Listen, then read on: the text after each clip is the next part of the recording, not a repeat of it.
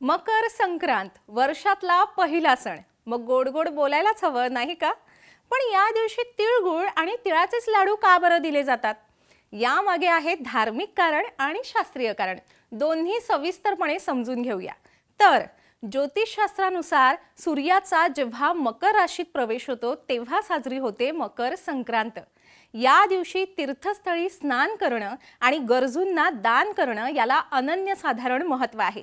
यामुळे आपल्या कुंडलीतील शनी, राहू, केतू असे सर्व दोष नष्ट होतात। शिवाय आयुष्यात काही साडेसाती सुरू असेल तर ती देखील दूर होते।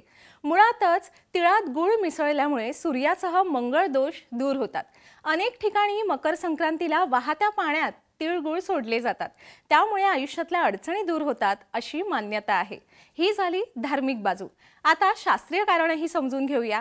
त्यातला सर्वात महत्त्वाचा मुद्दा म्हणजे थंडी। तीळ आणि गुळ या दोन्ही पदार्थांमुळे आपल्या शरीरात ऊर्जा निर्माण होते, उष्णता निर्माण होते।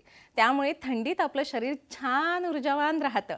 सणावाराच्या निमित्ताने का होईना आपल्या व आपल्या प्रियजनांच्या पोटात तिळगुळ जावं म्हणून मकर संक्रांतीला ते हातावर ठेवून म्हटलं जातं, तिळगुळ घ्या आणि गोड गोड बोला।